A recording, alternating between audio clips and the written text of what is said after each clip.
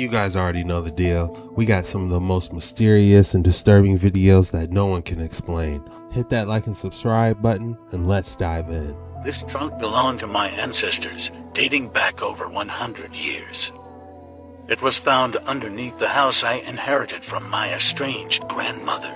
So this kid inherited a house from his grandmother, and not long after he moved in, he started finding journals of his great-grandfathers all over the place. It led him under the house where he found the chest you just saw. He basically finds out that his family is a generation of monster hunters, and they hunt things from vampires to werewolves, all kinds of cryptids and monsters from 1700s to the 1800s, even the 1900s. Check out his page called Alex Koval is Haunted on Facebook, and you will be mind blown. It's absolutely awesome. Check it out. Inside were the various tools of an old world monster hunter, including a Viking sword, a vampire killer's kit, a 19th century revolver, several daggers, all the tools of exorcism, and more strange items. With the exorcism tools were a picture of a priest and an urn filled with ashes. Inside was also an infamous witch hunter's book known as the Witch Hammer, a container filled with items thought to dispel fey creatures. Several bottles of unknown substances, various religious artifacts, a wolf's skull, and a strange clock with a bell that subtly rings when taken out. The notes, papers, and books within tell the story of a generation's long tradition of hunters and a clandestine sect of such people within the Catholic Church. This trunk belonged to my ancestors, dating... How cool is that?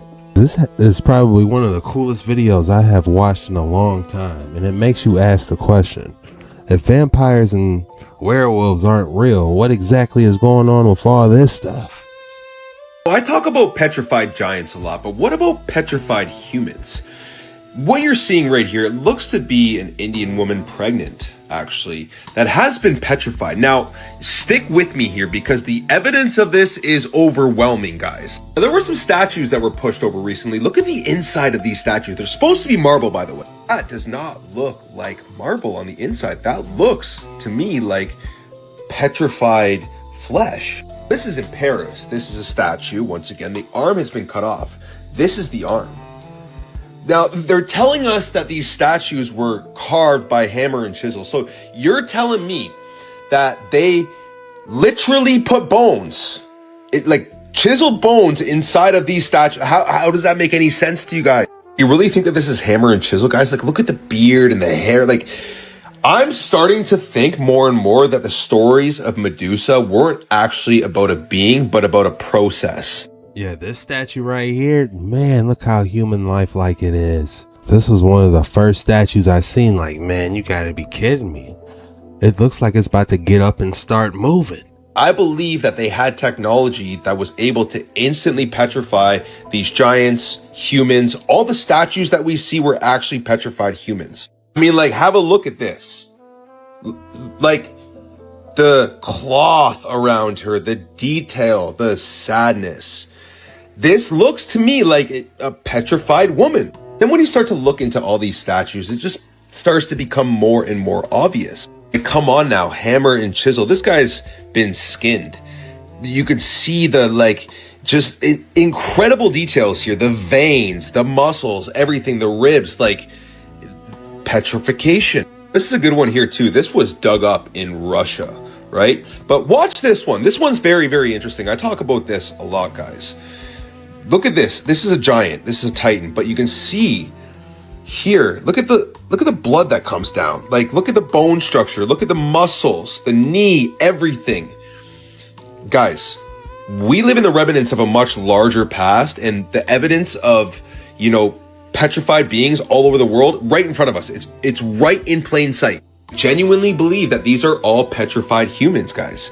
Like, these great resets that have happened throughout our history, the floods, all that stuff, they happened and they covered everything up. They don't want you to know what really happened. The people that control this world are desperately trying to keep you from the truth. This is why It looks like there's something more going on inside the statue. It does look like some type of centerpiece in the middle of the statue. Like, look, like a bone. They're being surrounded by friggin' UFOs. On August 31st, 1994, fishermen off the coast of Brevard County, Florida, recorded remarkable footage of a fleet of luminous orbs hovering and shifting in formation over the ocean. The VHS clip, later circulated among UFO enthusiasts, shows the crew reacting with astonishment as the lights appear to surround their boat. While some suggest military flares or different aircraft as possible explanations, the incident remains one of Florida's most intriguing maritime UFO encounters.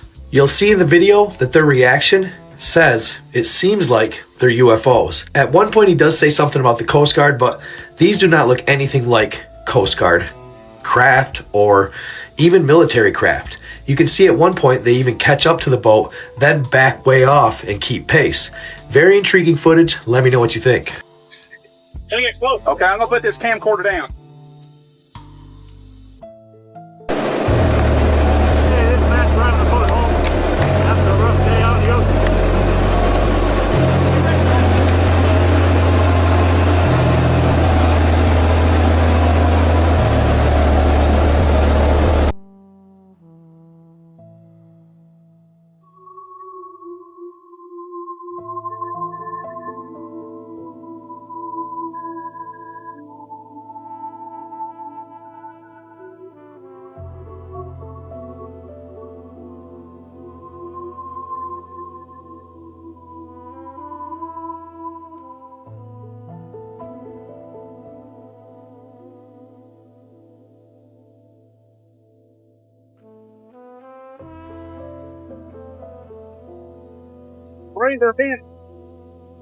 It's like something out of Independence Day, you know, or even that movie Battleship where they were battling those aliens on the water. Look at the formation they got going on.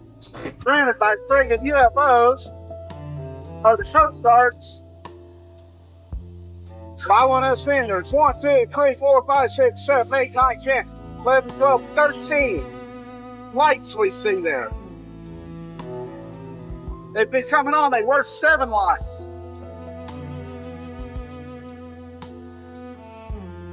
Oh, this is a big deal.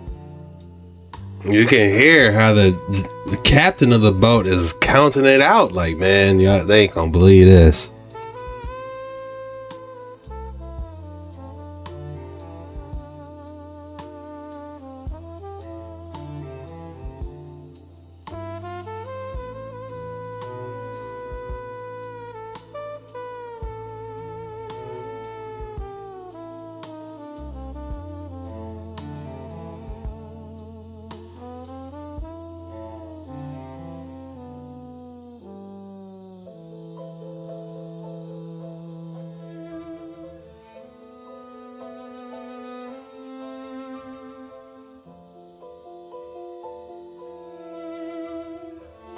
Have a look at some of the best preserved Roman latrines that we have. These are in Ephesus, and they were, people sat cheek to cheek. These were for the men. There was no partition, no nothing in between them. And you can see that the front has this little hole as well to facilitate the male anatomy. And then in front there was a channel where running water ran. So coming in here, one would take a stick with a sponge on the end that was sitting in vinegar water, and they would use that to wipe themselves and then wash it off in that channel of running water and then be on their way. So they say that in these particular baths, there was a fountain and maybe even musicians playing here to sort of cover the sounds of the latrines. I have a hard time using it in public. Can you imagine that? It's just, you got someone playing music in front of you. They pass it around this salted vinegar doily that everybody using. Oh my God. Another document from our United States Congress Senate that talks about modifying human behavior. And in 1972 at Vacaville Prison, not only then were they able to remotely monitor your biometrics, that means your respirations, your heart rate, your temperature, your blood pressure, but in the section it also says remotely read your thoughts. So that was in 1972. Now, in 2013, there's a gentleman by the name of Dr. Ido Bachelet who gave a TED Med talk in Israel. And he's holding up a syringe. He says, I just brought this syringe from my lab, and just at the tip, not the full scale of the syringe, he says at the tip of this needle was 1,000 billion robots. Nano robots is what he was talking about. They're 50 nanometers in size. That's 2,000 times the width of a string of another document from.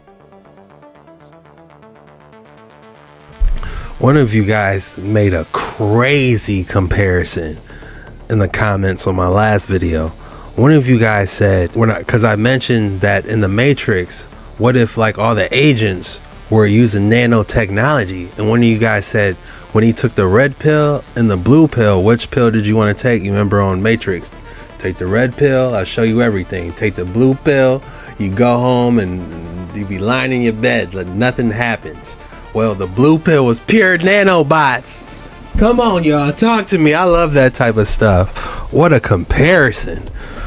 Because if you think on the second Matrix, I gotta rewatch it. Weren't they like breaking apart and moving like Transformers using like nanobot technology? What if all those Sentinels, you know, like how they're able to go through the ships? Nanobot technology, you know? And then they had to gray out the skies so they can efficiently read all the biofields, because that's how AI can see, by hacking into all the biofields. So yeah, that's crazy. Did you know that wireless energy existed in the 1800s? It is not just a modern marvel, but rather an ancient invention. All these photos show a time when energy flowed freely, unhindered by wires or limitations, a world powered by the ether. The ether is a universal medium through which energy can travel, but here is where it gets dark. The ether was erased from reality. Not only was it erased from textbooks, but it was also replaced by theories that ensured our dependency on oil and finite resources. In the 1800s, inventors and scientists such as Nikola Tesla were tapping into this inexhaustible energy source. Tesla demonstrated how energy could be harnessed directly from the environment, but he was abruptly shut down. He was shut down by a man named J.P. Morgan. Free energy threatened the economic stranglehold of the energy elites. But this story doesn't end there. Structures around the world, many from Tartaria, were not just places of worship, but advanced energy devices. Their spires and domes were designed to channel and distribute this energy. Do you think we will ever gain access to the ether again? I definitely think we'll be able to harness the ether again. There's still some buildings out there that's still running etherically charged rooftops. You know, it's crazy to think about. But I do wonder about the northern lights. Like, could that possibly be pure ether and sprites as well? You know, speaking about ether, you know, a couple of things come to mind, like the northern lights and sprites. Like, could that possibly be pure ether? I'm not talking about the sprites that you get at McDonald's. I'm talking about these. And NASA astronaut Nicole Ayers posted a spectacular image from the space station of what's known as a sprite. And it's a brief blast of electricity that occurs high above thunderstorms in the upper atmosphere.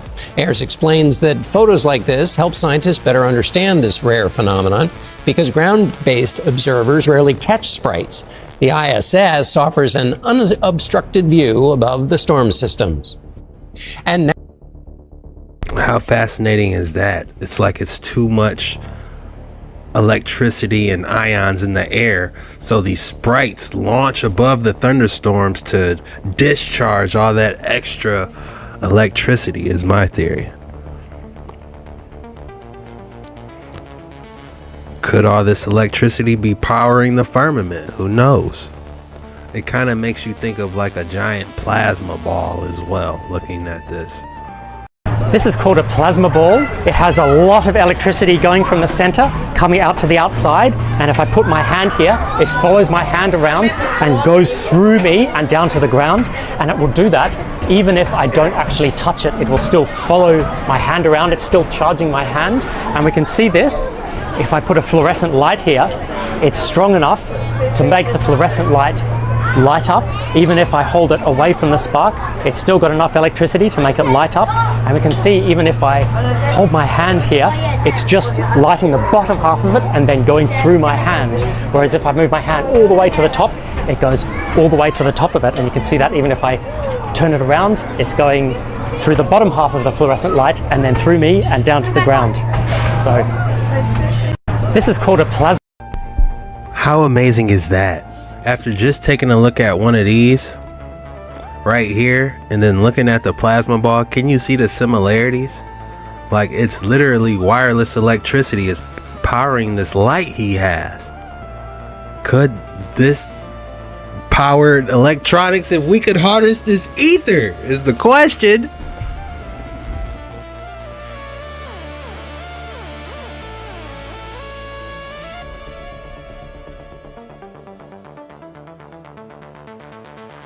Did you see that? It's almost like it's raining down from the firmament. How crazy is that?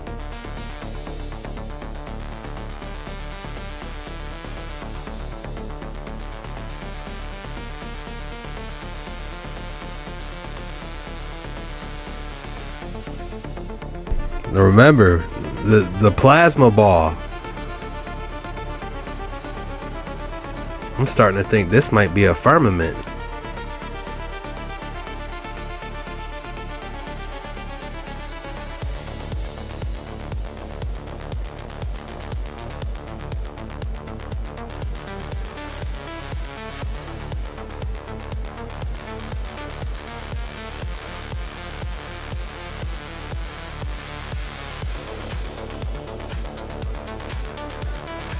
One more time. This is a sprite, ladies and gentlemen. An electric discharge coming from the firmament, I believe.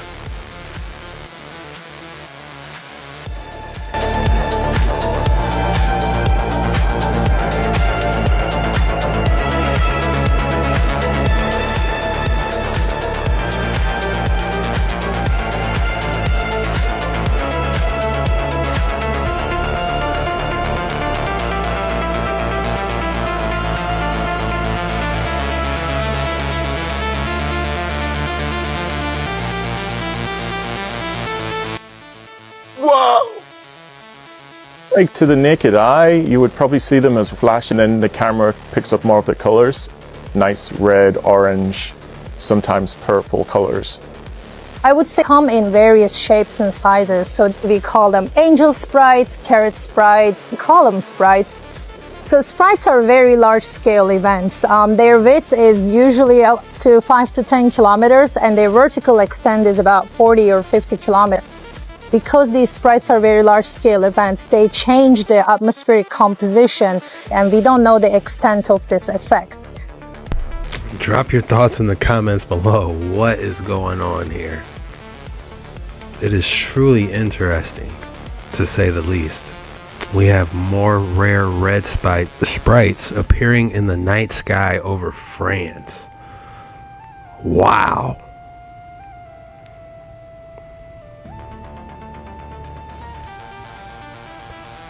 Not over the castle.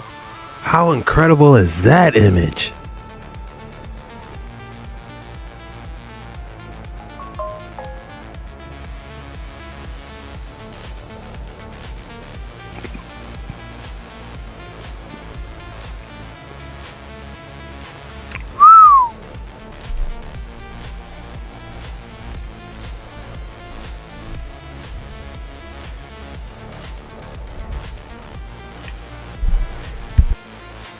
Alright guys, let's take a close look at this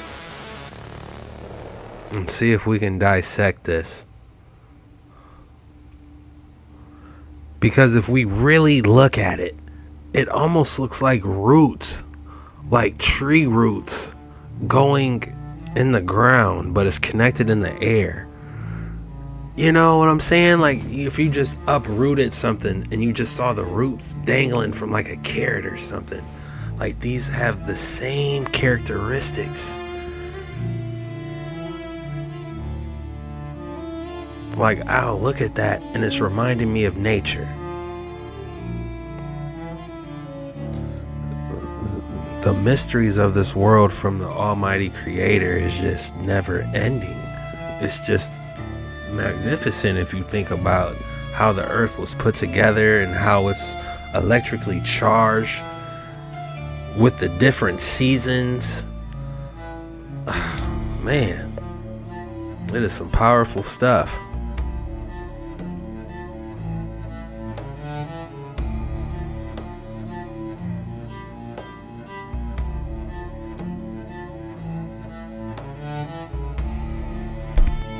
And these aren't even counting the aurora lights we see, or if I'm even saying that right, the northern lights that's in Greenland or Ireland that they see a lot.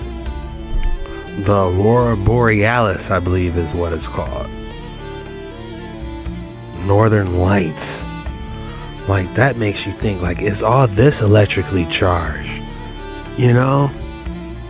Just imagine being in like an airship that's etherically charged. You know, you don't need fuel because you're just powered by the ether. You know, just keep going and going. You know, it makes sense you can go way past Middle Earth if you have a device that can be charged by the ether that flies. I mean, you were getting charged up in the air. You had never had to come down. This is literally your fuel. How beautiful is that? Is a chapter called Biological Processes of this report. And in it, it talks about using RF technology to remotely influence the human body, affecting our biochemistry, our thought processes. And in it, it says with this tech that they can erase memory sets and imprint memory sets. That means that they can take a copy of someone's memory sets that has a certain attribute that they want to institute in others, so they can imprint it in others with this tech. And they can erase memory sets. Now, people say, well, that sounds very sci-fi, but it's in there. You can read it. It's in black and white. Is a chapter called Biological Processes. So basically a Men in Black flash. Look, you need to clean up around here. You know, do your hair once in a while. Them dishes been stacking up high. You know what I'm saying? And then after that, get away. You know, how did Will Smith break it down to her? That was a classic. I might have to watch that, the first Men in Black. At the bottom of this, it says 1 Timothy 4, 1 through... Oh, 1 Timothy chapter 4, verses 1 and 2. Let's see what it says, because that correlates to what's going on here. Activate submersible. Fire Marshal Bill, let me show you something. Verse 1 and 2. How about KJV? This is 1 Timothy chapter 4, verses 1 and 2. Now the Spirit speaketh expressly that in later times some shall depart from faith, giving heed to seducing spirits and doctrines of devils, speaking lies and hypocrisy, having their conscience seared with the hot iron, or conscience. Conscience, forgive me, I believe that's conscience. Seared with a hot iron. Warning, your mind can't be trusted. Well, this video should terrify you. So not too long ago, these researchers sent actors into a busy park. Then they made them do something very strange. They would walk up to complete strangers, ask them to hold their coffee, check their phone, take the coffee back, and then walk away. Those strangers had no idea that they were part of an experiment. So you see, half of them, they were handed an iced coffee. And the other half, well, they were handed a hot coffee. Now, a few minutes later, somebody walks up with a clipboard and $20 with another weird request. They asked them to read a 3-paragraph story and answer 2 questions, and the $20 was theirs. But yo, here's the part where it gets a little wild. They all read the exact same story. But when the researcher asked them to describe the main character, something insane happened. The people that held the warm coffee thought the character was warm, genuine, and caring. But the people that held the cold coffee, well, they thought the same character, was cold and uncaring. So yo, their entire perspective about the same character changed based on the temperature of the coffee that they were made to hold. And that right there is the scary part. Your moods, your decisions, and your judgments about people are all being shaped by things you might not even notice. Maybe the danger isn't that our minds can be influenced. Maybe it's the fact that we rarely notice when it does happen. Yo, this video should terrify you. That's why I do my best to not judge a book by its cover. Everyone starts off with a clean slate with me. You know, until you do something, you know, backstab me, whatever, you know, then it's like, all right, I gotta keep my eye, you know what I'm saying? I gotta keep my eye on that one. But everybody starts off with a clean slate, you know. I look at everyone like they could possibly be my brother or sister. You know, it's just, even when I go out and about and I'm getting my groceries, you know, you can see some people, they're just walking, they are not deviating from their path. Their eyesight, don't look at me. I'm here to get what I need. I get it, and I can feel that energy, you know, but that is not stopping me from, you know, taking their cart back if I'm walking that way, snapping my carts together, walking my cart back, or holding the door open, or if somebody come up short in the register in front of me, man, I got you, man. Don't even, it's already paid for. You know what I'm saying? So it's just, you can't let people bring you down. You know, you cannot. Even nanobots, fight it. All it takes is just that little bit of lightness to turn someone's day around.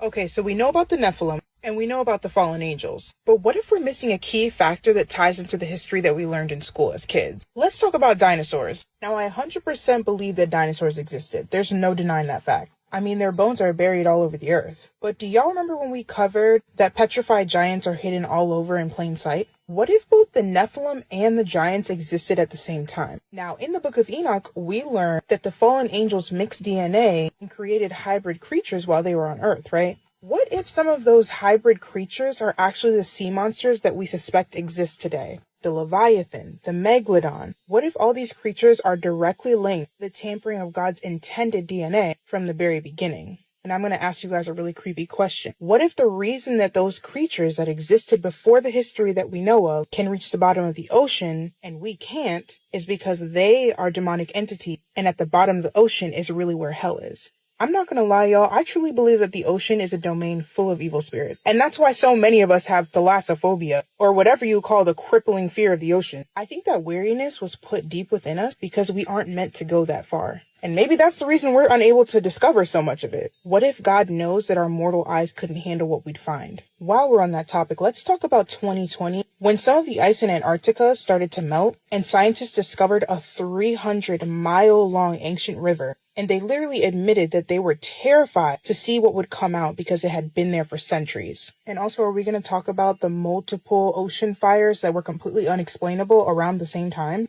Or the fact that sea life was fleeing their natural habitat in packs for an unknown reason? This is a big one. Did y'all hear about the Leviathan head that they found on Google Earth? Or the fact that it's literally moving around the globe? Or the fact that shortly after they found this, the US government started middle of the ocean but didn't tell anybody why? Kinda seems like they're practicing in case something were to emerge from the waters. Could this be the kin of the Nephilim rearing its ugly head back out of history? You guys tell me. I know seeing Cthulhu in real life, that would be terrifying. But I personally love the ocean. That's some of the best fishing you could possibly do. Like, yeah, freshwater fishing, you know, it's a lot more calm, and, you know, it's the best. They're both a lot of fun, you know, in different ways. But the ocean, you don't know what you're going to pull up on the end of that line. That's what makes it so exciting. You just connect a smaller piece of bait, throw it in there. You reel it up, make a bigger piece of bait, and then just keep going up, you know? That's the fun. Man, it's been a while since I went fishing. I'm overdue for it. If you'll indulge me, I'd like to read 2 pages from advice from the extraterrestrials. Yes, it's true that we have been in contact with your government and heads of power. It is also true that we have been it is also true that agreements have been made and kept secret from your people.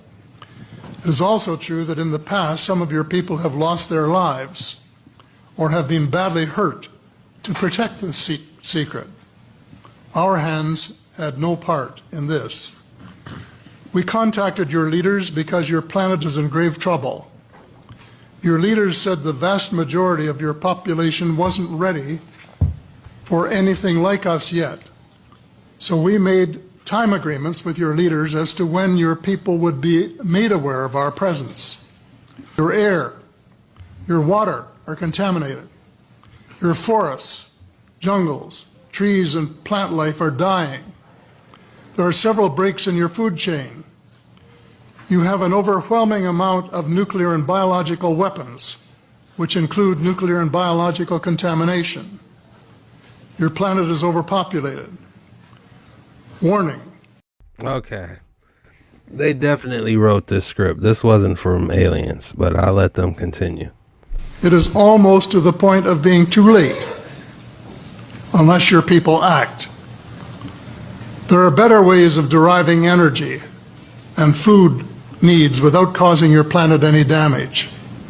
Those in power are aware of this and have the capability of putting these methods into worldwide use.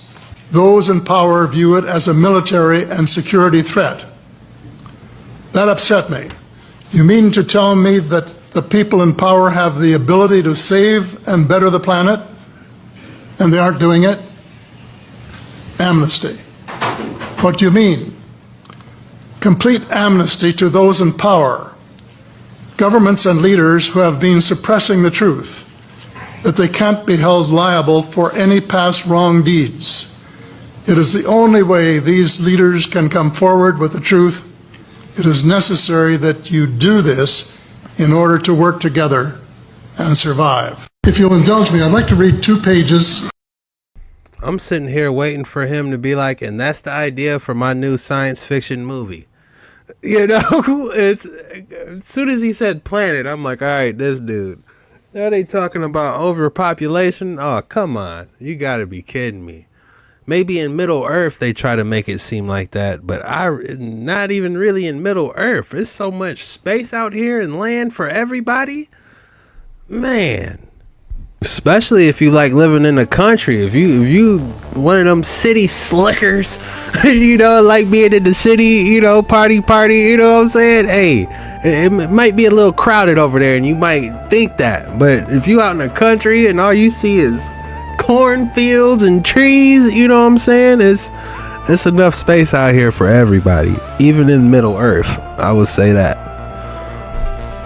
It's way bigger than what they telling us.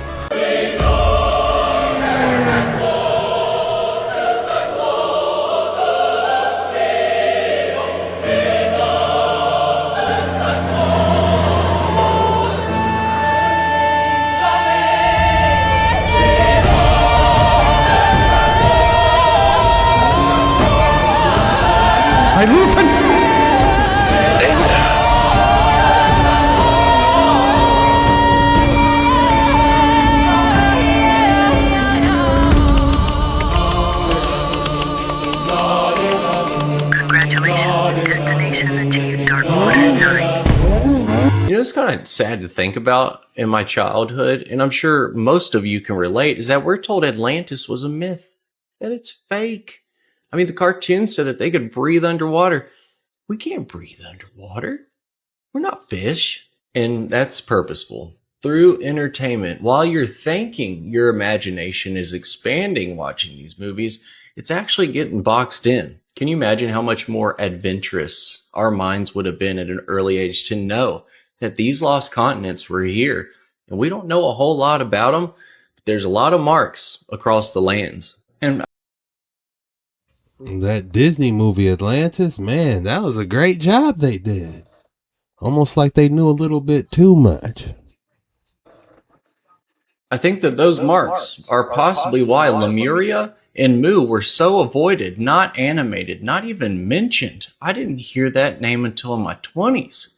And we all know if they're avoiding something, That's where the real myth is. And listen, guys, if you go search this topic in the free archives we all have available, you'll see how engaged we were. We were really on a trail, a mighty submerged mountain range about the size of California's lofty Sierras in the outline of a drowned continent. And you don't need a boat or a sounding machine these days. Google Earth right here. Look at this ridge though. Natural or unnatural? I don't know, but it ends at Mount Shasta, which is a weird place to end at.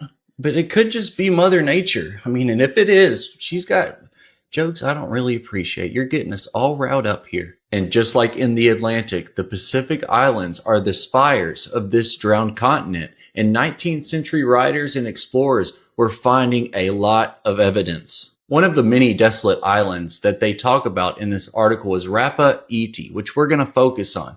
They were finding dressed stones, fitted blocks, terraces, and even causeways. I don't think you build causeways to just travel on a 15 square mile island out in the Pacific. It sounds like the Peruvian highways that went all the way up into the Yucatan and even into Texas. This highway was connected to much more land. It would make more sense because there's pyramids on this small island as well. And just looking at the landscape, it looks like it's either terraformed or just a bunch of ancient ruins underneath. Then the writer moves on to another pair of islands, the Friendly Islands, and compares what he found there to the mound builders. And he describes it exactly like the discoveries in the Mississippi Valley, a large artificial mound shaped like the top of a cone, around 40 feet high with a flat circular summit about 50 feet across. And Tonga's got some other stuff that needs to be inspected again. And would you believe it or not far from the previous islands, near Fiji, the colonial period happened there too. Seriously, yeah. It was founded in the 1820s by European and American traders, okay? And they needed this trip. That can't be the actual, there was probably a different church there, right? What? Really? Y'all had to be out there too?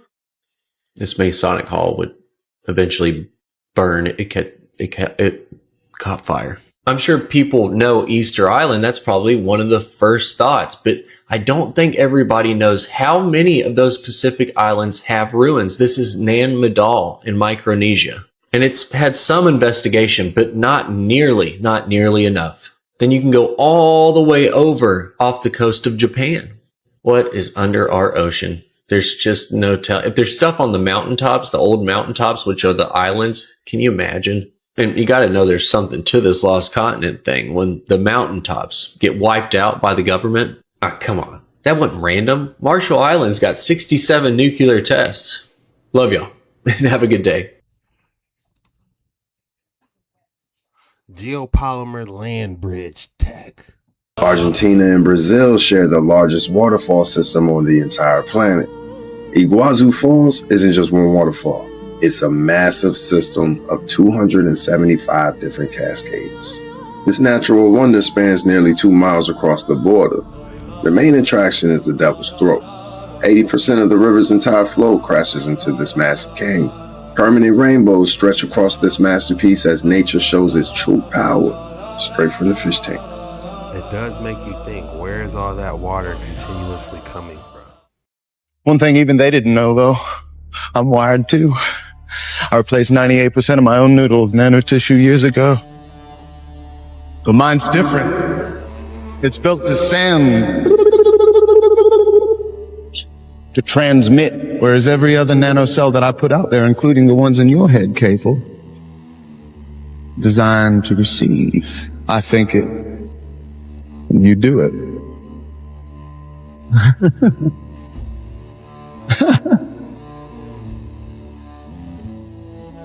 We're talking every slayer, everyone in society, so I believe your better halves will fall under that category, provided they're within range of my transmitters. Nice castle. So you got an army of psychotics and demons to dance around for you. You're thinking small, Cable, but not as small as me. See, nanocells are real small, 1,000 times smaller than these duck particulate. One thing even they didn't know, though. When they talk about a global superbrain, that reminds me of the scene on The Matrix where the agents could transform into anybody. What if the agents were actually using nanobots to transform in the movie Matrix? That's the theory. We are gaining the ability to hack human beings. Science is replacing evolution by natural selection with evolution by intelligent design. Not the intelligent design of some god above the clouds, but our intelligent design and the intelligent design of our clouds. The IBM cloud, the Microsoft cloud. Just think about a religion whose holy book is written by an AI. That could be a reality. Elon Musk just said 2026 is the year of singularity. That should make us pay attention. The singularity is when man creates intelligence, and intelligence no longer needs man. A system without a soul, a system that sees everything and never dies. Revelation 13 says an image of the beast is created, and the image breathes and it speaks. An image that reasons, persuades, and demands allegiance. This isn't about We are gaining the ability to hack human beings. Science is replacing evolution by natural selection with evolution by intelligent design. Not the intelligent design of some god above the clouds, but our intelligent design and the intelligent design of our clouds. The IBM cloud, the Microsoft cloud. Just think about a religion whose holy book is written by an AI. That could be a reality. It's crazy he's pointing up to the air and saying clouds, and they're actually in servers. Like, there is no cloud. They're bouncing around these data centers like a giant warehouse full of computers that holds this data. It's not in the clouds, literally.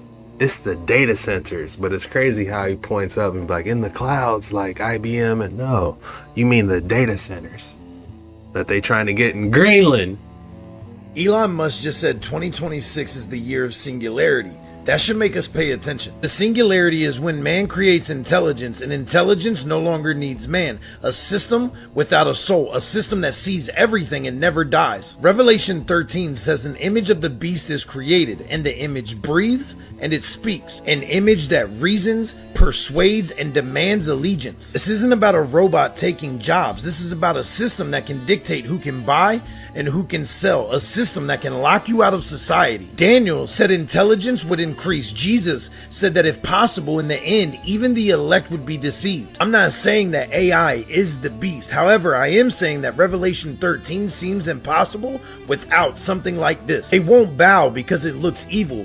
They'll bow because it works. 2026 might not be the end, but it could be the moment the image learns to speak. Do not marvel and do not bow. In the end, the final deception might not look evil. It might just look like progress. That's why I always say keep your head on a what? A straight swivel. The effect of color perception on a person's brain and function is wild. Check this out. Obviously, this poor man has a terrible neurologic condition, and what you're seeing is a lot of involuntary spastic movements with this gait assessment. Now, here's where things get very, very interesting. What this guy is going to do is put on blue glasses just like the ones that I'm wearing, where the lenses are actually blue. And as soon as he puts them on, look what happens. All of a sudden, most of that involuntary movement is now inhibited, and his gait assessment is so much better. Crazy. So the experiment continues. They take off the glasses and the movements return. But check this out. Now, this gentleman's using a blue piece of paper and just holding it in front of his face and actually getting a very similar effect. And here's his gait assessment. So perhaps maybe not as good as what we saw with the blue glasses, but it's really fascinating to see that it doesn't have to be glasses. It's actually just putting the color blue in front of him. The therapist then starts to move the piece of paper away from his face, and now more light information is going to be coming in through his periphery, and the stimulus, the blue stimulus, is not going to be as intense. And what's interesting is look what starts to happen. The movements all of a sudden start to come back, just because the stimulus is not intense enough to have the same effect. Very, very crazy. So color is just an amazing stimulus. It can do some really interesting things in terms of brain function, which then can completely shift and change output, whether you're trying to decrease pain, improve your strength, your balance, your mood. There's so many things you can do with the use of color therapy glasses. The effect of color perception on a person's brain and function. You know, how interesting is this? While watching this, I was thinking that what is the best places you could see color? In nature. The flowers, the trees, the bright green, vivid green. Even now when it's snowing, it's almost like it's a purification outside. You know, I personally enjoy the snow, but it makes you think, what if he was outside and it just was a clear blue skies and all he had to do was look up? How beautiful would that be to heal whatever it is that he had going on by looking up at beautiful blue skies and green pastures? It's almost like we're not designed to be inside, you know, all the time, at least. Probably when it's time for shelter and sleep, but it's almost like we're meant to be outside. If you think about the sun, getting the nutrients from the sun, it just feels like a warm bath, but you're not getting wet. You know, the radiance of the sun, you know? It's been a minute since I felt that, to be honest. It's been quite a while, because it's like this summer, last summer, it just was hard to breathe, and it just was too hot. And that radiance from the sun, I feel like it's so important. Drop your thoughts in the comments below. Those are just a couple things that came to mind. And you know, speaking about the different colors, even right now, if you look outside and you see all the different white going in between the trees, the wind blowing, the icicles, you know, I love fall and I love winter. Probably winter is my favorite season out of all of them. And then it goes fall, then spring, then summer. Summer is probably the least for me. You know, it's just something about being cozy indoors. That's just me. Drop your thoughts in the comments below. Are you guys enjoying this winter? Or you just absolutely can't stand it? You're waiting for summer? Or are you in the tropics somewhere where it's just getting a little brisky out there for you, like my people down in Florida? But the rest of us are in the trenches right now, shoveling. You know, it's a fight. But I love it, you know. We ain't gotta worry about no spiders crawling around or nothing, you know. And it's cozy, you know. It's almost romantic. You can be indoors, you know, seeing the snow fall, get you a movie playing, you know. It's what more could you ask for, if you ask me? All right, guys, we have an exciting one. National Disclosure Project of Antarctica. Interesting. Happy that you're giving me this attention and this information attention, because it needs to get out to the world.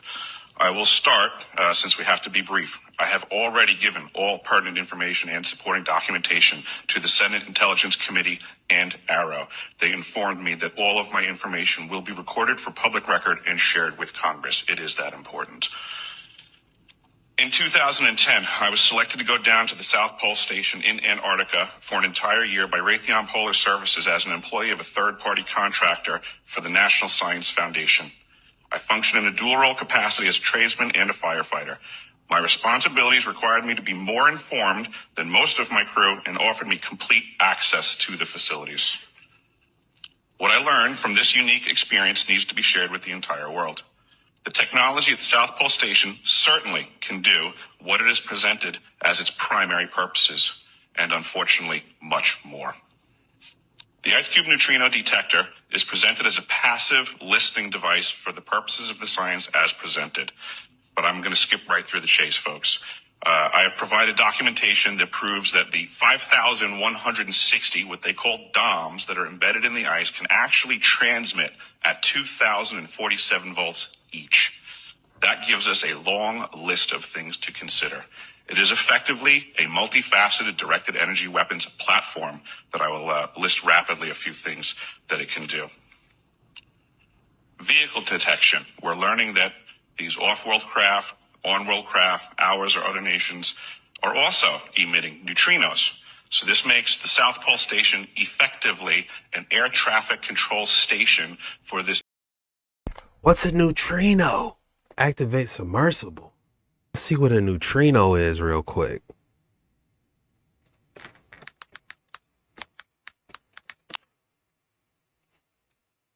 What is a neutrino?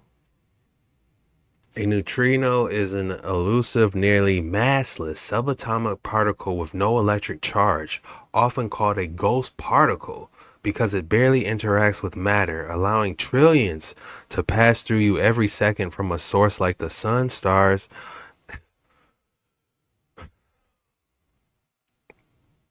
They are produced in nuclear reactions and come in 3 flavors: electron, muon, and 2.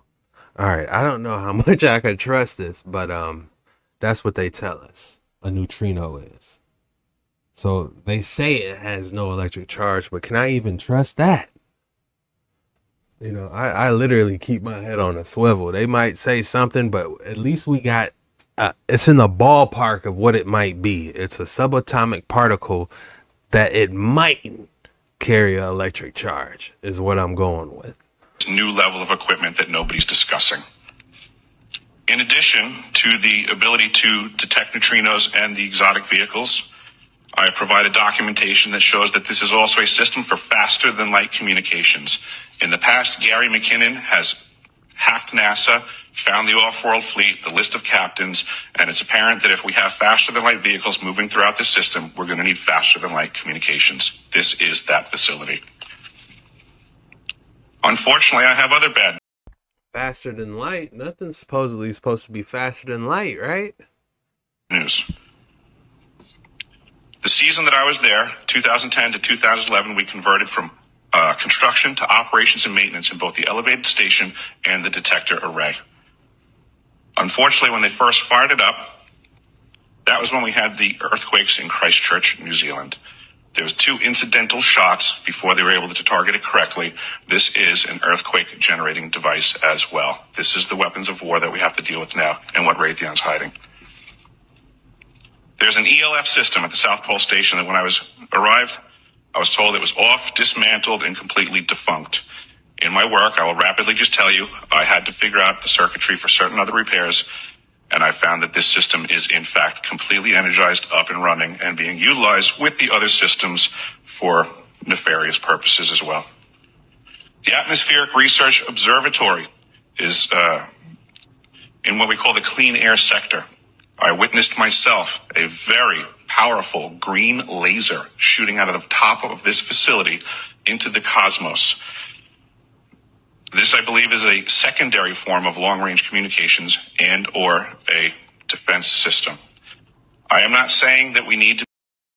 Damn, he's not lying. There is a green laser that they shoot in Antarctica to try to detect something. Wow, you gotta see this. Activate submersible. We are on a...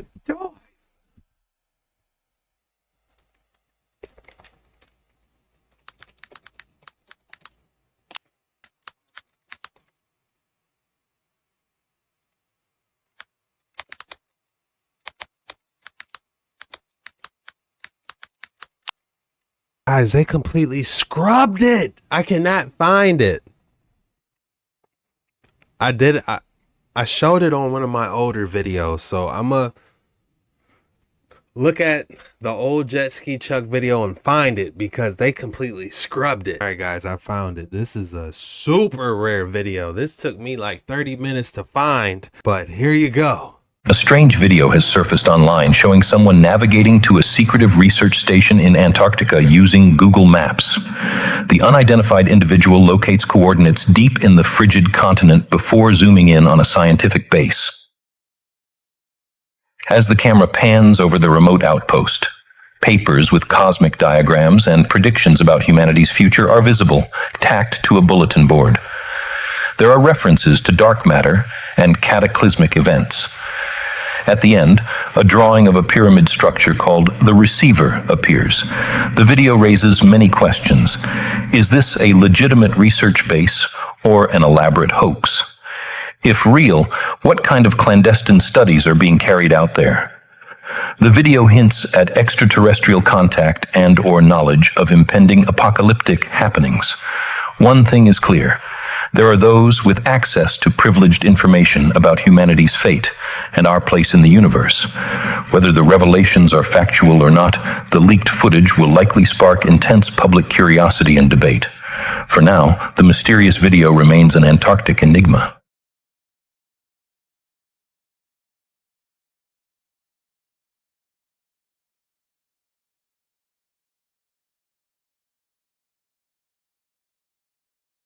So while we were watching that last video, right, and he was talking about a green beam,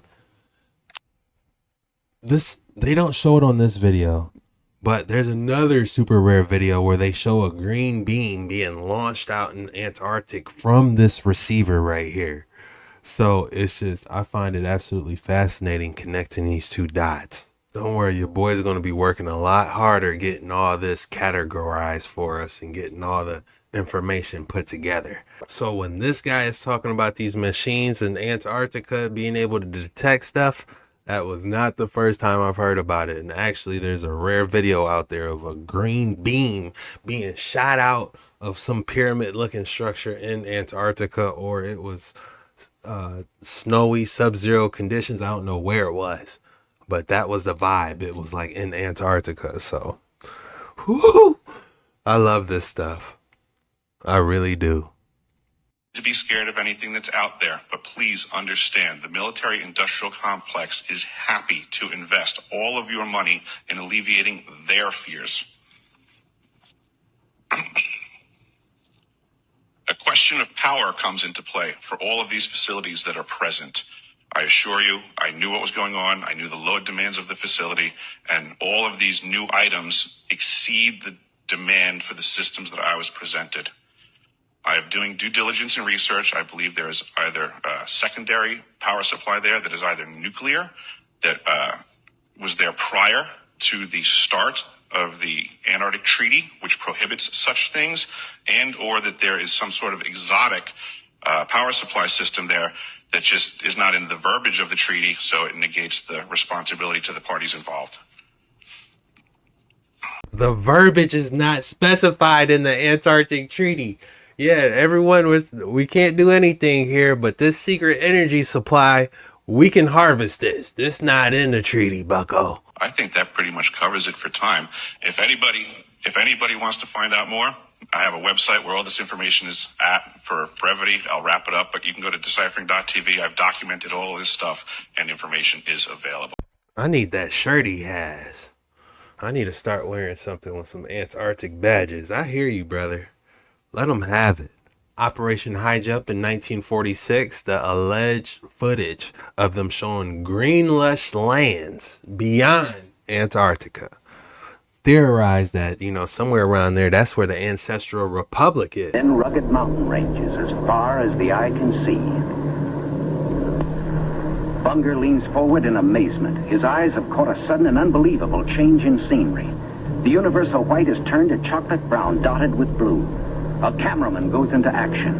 300 square miles of land without snow. Pictures alone will prove Bunger has discovered a warm oasis in the shadow of the pole. It is for such supreme moments as this that men brave the hardships of exploration. The astounding, undreamed of fact is that they are over a chain of warm water lakes, whose shores, except for small patches, are free of ice and snow. Commander Bunger circles the largest lake in sight, 5 miles long. He comes in to make a landing. Water temperatures must be recorded. Samples taken. He finds the water fresh. The temperature 38 degrees Fahrenheit. On the shores are vast deposits of coal and of minerals of the utmost importance to civilization. I truly believe Earth is the new frontier. There's so much stuff out there that we don't know. And, yeah, you guys heard that we're going back to the moon, right? Oh, don't worry. I'm going live for that. We are going to talk about it. I don't even have to say nothing, because under every single video or post I see talking about them going to the moon, you guys already know what's going on, man. It's crazy because like 10 years ago, I would have to do a dissertation in front of my friends and family to try to let them know what's going on. And they'll all look at me like, you're crazy. You're in that rabbit hole. Okay. You know, now I feel like we at 50-50 now. Like almost like 50%. If we had to take a human population and you have to say, hey, did we do it or did we didn't? You guys know what I'm talking about. I would say it's almost like 60-40 of the people say we didn't do it. You know what I'm saying?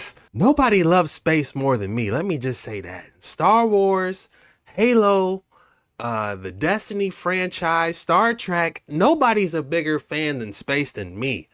Interstellar is one of my favorite movies. What's the guy, The Martian, where he was stuck on Mars? I love those movies. This is my spaceship in Destiny 2. I would just sit inside it and just look at the ambience and not even play the game. I would love to see a spaceship and go out to the next frontier, but I hate to be the bearer of bad news. We do have a civilization of humans that broke out of the ice wall before the last reset, the Ancestral Republic. These lands were discovered by William Morris whenever he escaped the ice wall. Now this was during the late 1700s whenever they found this map and were able to escape through the ice wall, as you can see here. And after they made it on the other side of the ice wall, they ran into the Ancestral Republic ship. And this is where they met the humans who already live outside of the ice wall, who left before the last reset, This is hilarious. Why do they have pilgrims meet in the Ancestral Republic? If I had the time, I would make a movie on the Ancestral Republic for us. But man, that would take at least a month. Which the last reset was during the times of the Tartarian Empire, whenever the Custodians and the Anunnaki came and the Giants helped us to try to battle them. Now many of the humans who did escape were descendants of the Atlanteans from Atlantis, and that's how they built Tartaria in the first place. Which is how they had the knowledge and the technology to build the Ancestral Republic.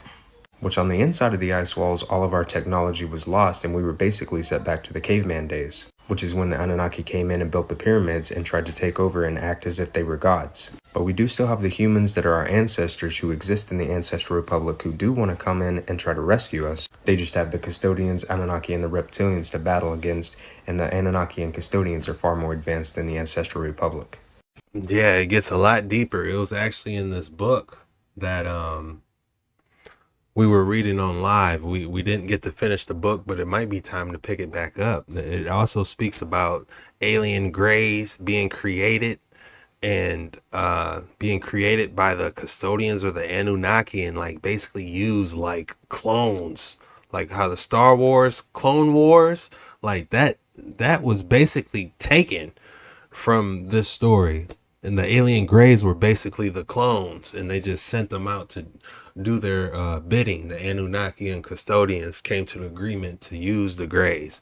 It's a crazy story, but it does fill a lot of holes. They also speak about the pyramids being like generators from the Anunnaki. Like it was like they were weapons. Like when you see a pyramid, it was like, you know, they can turn this boy on and cause a reset. You know, very interesting story, and we will be diving into it more soon. Drop your thoughts in the comments below. I'm super interested on your thoughts on that. Let's talk about it.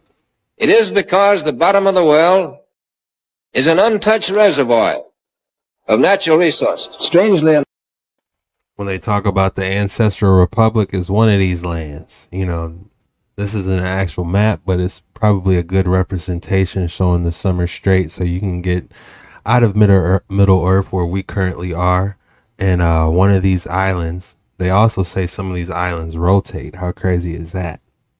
But yeah, this is where the Ancestral Republic is, and who knows how far this can expand. This could be Middle Earth is where we're at, and then there can be outside realm 39.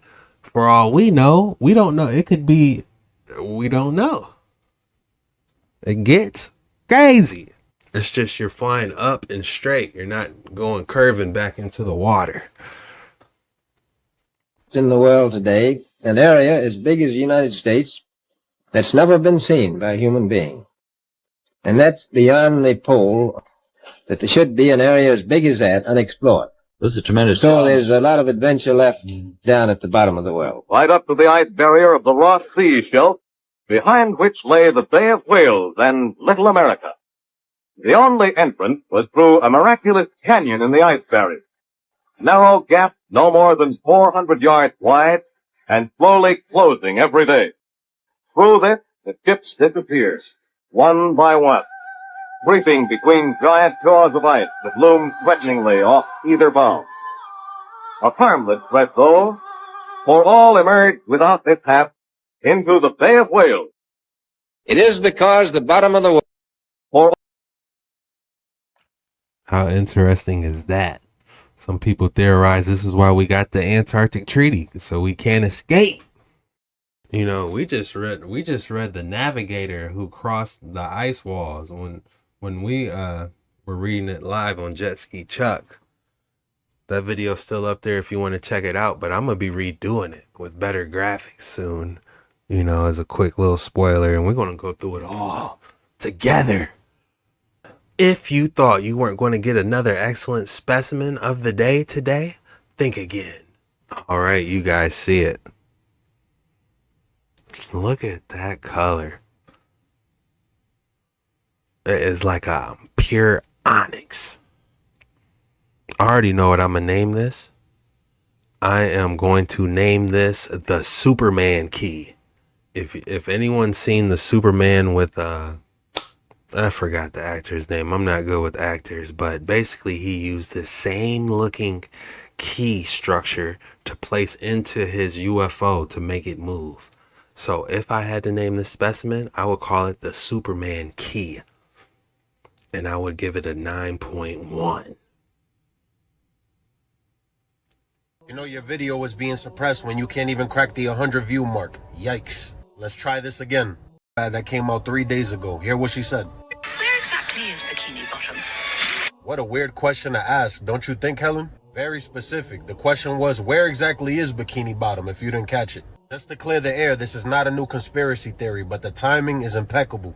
SpongeBob lives on 124 Conch Street in Bikini Bottom. It says so in his license. Now, if you type that same exact address on Google Earth, this little island appears. I don't know if Google Earth patched it already, but this is Epstein's Island. There's plenty of videos on the ownership and the origins of this island when he got it. But stick with me, the theory gets worse. A lot of people have said that there's a big resemblance in the shape of the island and the Nickelodeon logo. Now, what's crazy about Nickelodeon is that just 2 years ago, it got debunked.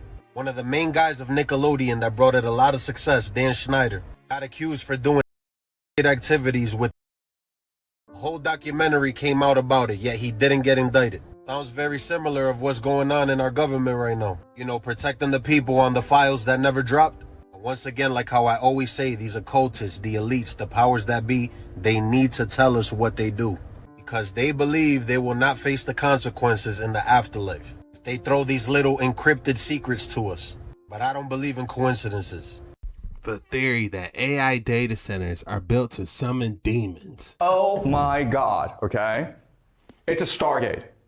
These data centers, OpenAI, AI, it's designed to summon demons and aliens from the other dimensions. Okay, keep on going. A former OpenAI executive said the portals currently exist in the United States and China. I told you guys, China and the United States are working together on this, okay? Keep on going. And Sam has added one in the Middle East. He went on, I think it's just like widely important to get how scary that should be. It's the most reckless things that has been done. Okay, this is it, okay? This is not a science project, guys. It's an occult project. It's designed to bring aliens, demons, into this world. And then you're like, this makes no sense. Actually, it does make sense, okay? Let me tell you how this works. All right, so what's going on here? These people are occultists. They understand the fundamental nature of reality. They understand that the source of reality is human consciousness. So if you're able to control human consciousness, you become God itself, okay? So, allegory of the cave, Plato.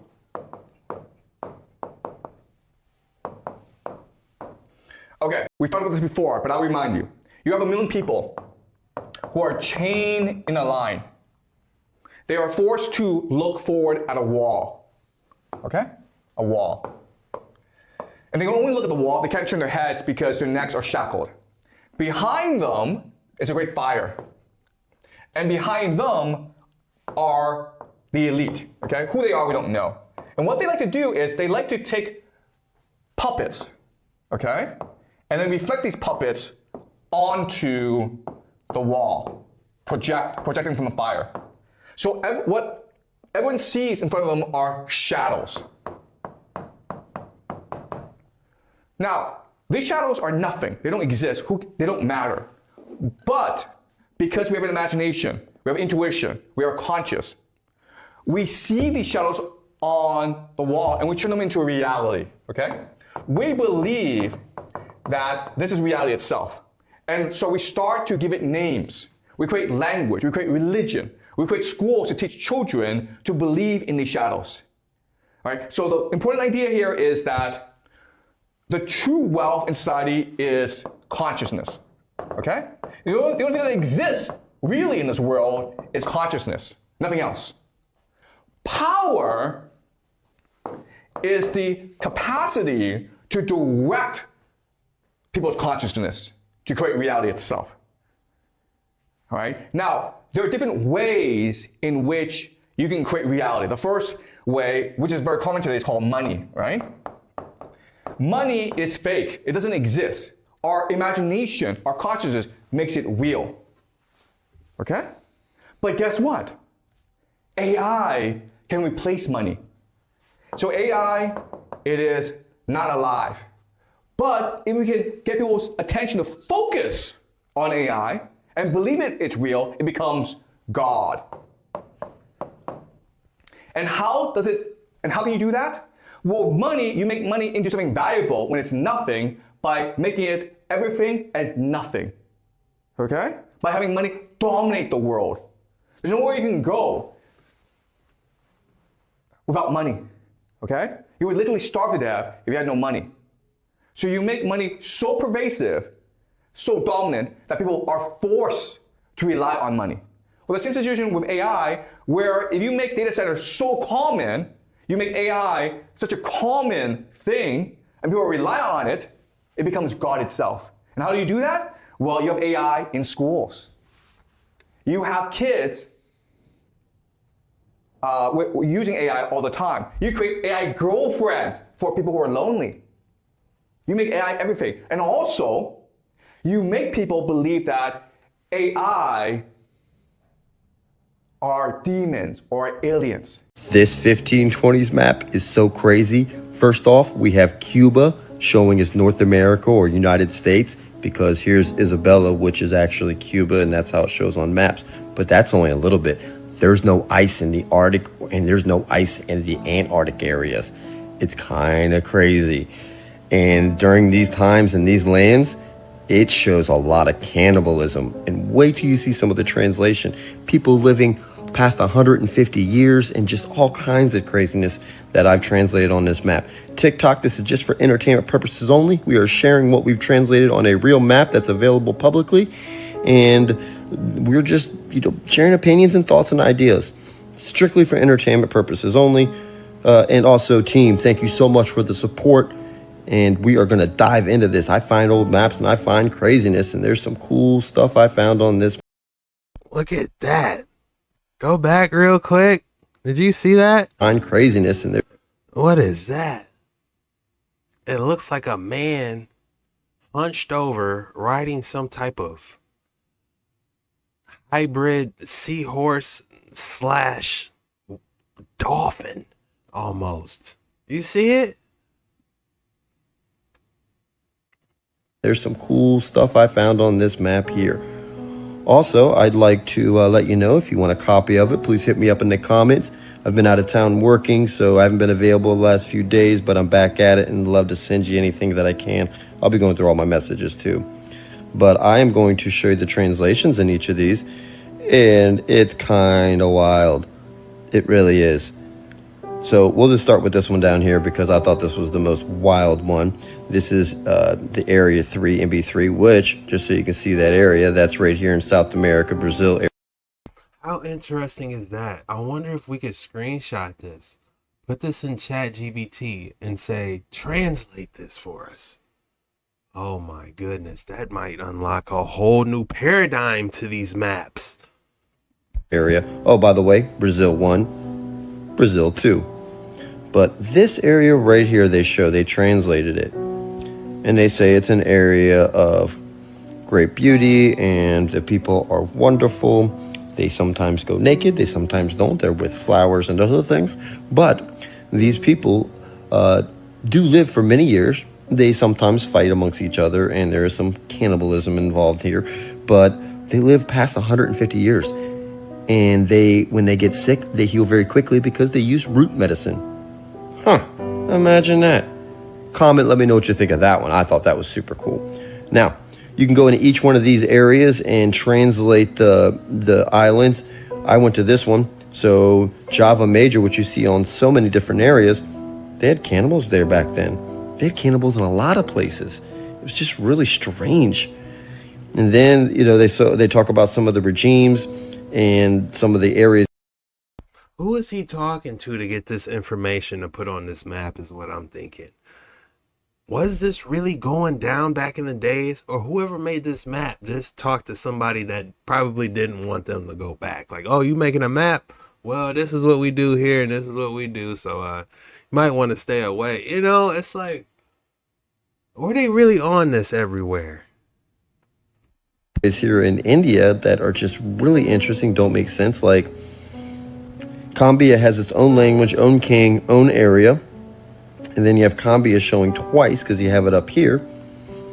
But then we go into and see Chirara, which talks about the Great Cham, which is also known to be the Great Khan, which we all have heard the Great Khan. And then in addition to that, Genghis Khan? That is Cham, C-A-M, which is Noah's son. Let me know what you think of that link. Thought that was really, really interesting. But like even up in here, when we translated this one here, found it so interesting on some of the stuff that they talk about here and the cannibalism that occurs, as you can see in the translation. And then you can go up here, they talk about how far away the pole is, the North Pole, and it's a desert. We're not talking Arctic, we're talking, the Arctic Pole, but we're not talking like, they didn't talk about any of the ice, they talked about desert. Really weird. Interesting. Because that kind of lines up to the ice wall being created. That's a theory that people say that the ice wall was created. It was a war. There's really not too much information on this fallen angel angelic war that was popping off. So to see that it was a desert at first, it kind of lines up to an ice wall being created. Not too much information on that. We're going to have to dive into that. There's a couple stories that they talk about people beyond the walls, the Anunnaki fighting humans, the ancestral republic humans that live to be older, actually. That kind of lines up to what he's saying. Like they say, like they live to be 300 years old, 150, 300 years old. Do you know the amount of knowledge you can acquire being 300 years old? Most of us get wise, around 40, 50 years old. Imagine how wise you would be at 275. You didn't seen a lot. Weird. And then you go down, there is not showing anything for the Antarctic, but the closest area, which people say, well, when they were here, was really the Antarctic area. But look at all the drawings. Everything's green. Again, comment, let me know what you think of that. If you want a link to this map, just shoot me a request in the comments. I'll get it to you. I've been out for quite a bit with work, traveling, and just I'm back now, so I can get to you and get everything taken care of. My apologies. Anyways, just such a cool, interesting map. This is where NB1 is at, which is showing that translation, which we went over now. And then, guys, this is just one map. There are literally thousands of different maps like these in different languages that people really can't explain, that really aren't mainstream. I'm gonna put together a file for you guys that has literally all of them, and I'm gonna put it on my website, Dark Waters 9. I'm probably do that tonight, honestly. So just so we could have a resource to look at all these different things, you know, without having to find videos. And you know, that's why I made darkwaters9.com. I haven't been working on it like I should, but it should still be there. And I'm gonna put all the different maps, all these strange videos that's getting scrubbed. You know, we need a spot we can have it all, you know.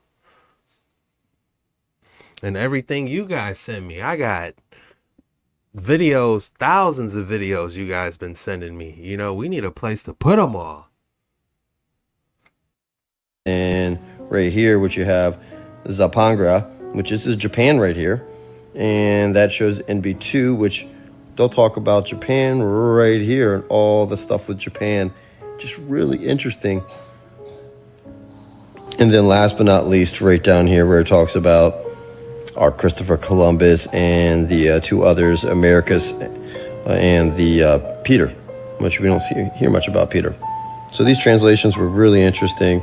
It's interesting to see Antarctica here. And he talked about Peter. What did he say about Peter? Peter, which we don't. My boy Peter. In these places, lions, serpents, and other foul beasts are produced. Huh?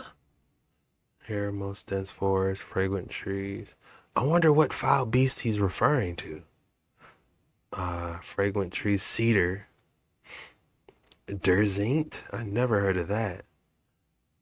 Could these possibly be the large trees, I wonder? A greatest abundance of pearls and golds.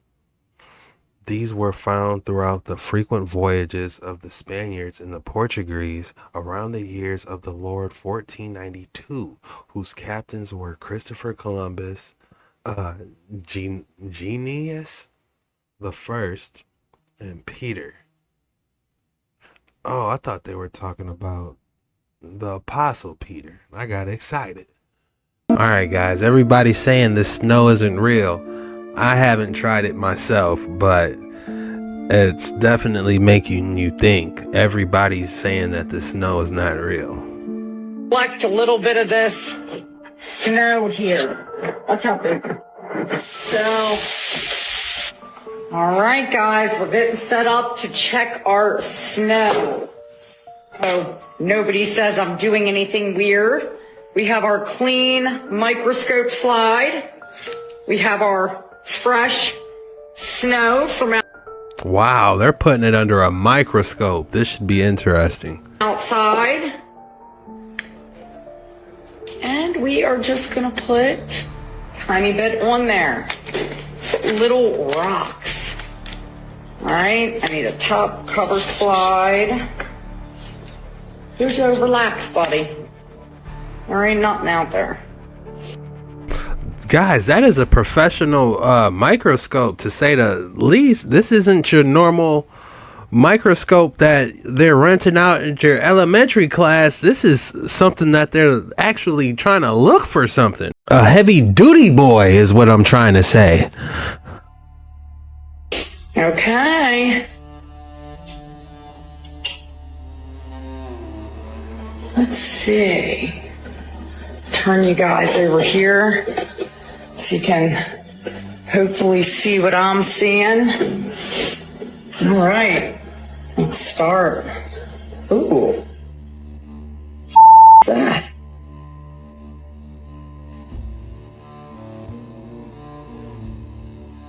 Weird. Wow. Let me show you guys this. What is that? Nanobots. It has to be. I'm gonna flip this camera around. All right, guys. This is really weird. Is that nanotech? Because these are not ice crystals. You can clearly see that that is water on my slide. Okay. These look like effing parasites or some type of plastic. And we are seeing these strange X shapes, okay, which look Graphene very oxide? similar to me, like a chromosome marker. See how shiny blue these are? This is how heavy metals show up in the blood. That is Now, what just to be clear, everyone, snow this normally is looks what like. snow and water are supposed to look like under a microscope. Not collect a little bit of this snow. Yikes. Maybe I'm not going hard enough. Maybe I need to get a microscope and start looking at this stuff under the microscope, because that will expose it all, won't it? It's just all about identifying what you're looking at. But we can get a book for that, can't we? Yeah, I'm not going hard enough. I need a microscope. If I want to believe that this is petrified wood, why am I not allowed to do that? They're so adamant that this is how it is. You're living on a ball, you're flying through space, don't think and just believe what we're telling you. But when we look at the natural world, we're seeing that things don't line up, things don't correlate. And what makes more sense is the biblical story. The Book of Enoch, for example. There were giants on the earth in those days. There were trees that touched the heavens. And we can see evidence of this all across the earth. So if you want to choose that as your reality, who's to say that you can't? Just because these people over here have programmed you to believe in their reality, in their belief system, in what they want you to think. So don't worry about what people think about you. We're being presented with information that makes absolutely no sense. And when we do try to figure it out for ourselves, we get called dumb. If I want to believe that this is petrified wood, It's a lot easier talking about this stuff nowadays, because back in the day, 5-7 years ago, talking about anything like this, it was you caught an onslaught from any and everybody. This is definitely better times now, if you ask me. You're not satisfied with shallow answers because your mind requires genuine understanding. This existential orientation creates a unique form of loneliness that Jung called psychological isolation. You can be surrounded by people and still feel like the only member of your species on the planet. It's not social loneliness. It's the loneliness of existing in a different dimension of consciousness. Jung discovered that individuals with this orientation often feel like they're living in exile from their true home, searching for meaning in experiences others take for granted, questioning assumptions that everyone else accepts without thought, feeling most understood by books, art, and music, rather than people. You're not I see Young was in them waters. 100%. There was a teacher in the 1980s that allowed his students to cut class and pursue whatever interest they had. And his students did so well academically that he won New York City Teacher of the Year 3 times. One of his 8th grade students was even able to make over $10,000 by selling her original research on swimming pools. You could read more about it in John Taylor Gatto's book, Dumbing Us Down. But Gatto found that there was a hidden curriculum inside every school in America. And the number one lesson taught was obedience to authority. So truth comes from the teacher and the textbook. A student's self-esteem comes from how the teacher and the school grades them. And all assignments, and this is very important, come from the teacher. The students never follow their interest. They don't research pools in New York City, and they don't sell that research for $10,000. Instead, everything they learn is out of context. And because of that, students become indifferent. We always hear them say, when am I ever going to use this? They literally will crumple up their work and throw it in the garbage. So from 8 a.m. to 3 p.m. for 45-minute blocks, 5 days a week for 15 consecutive years, they waste their time. And the opportunity cost of that is a childhood not spent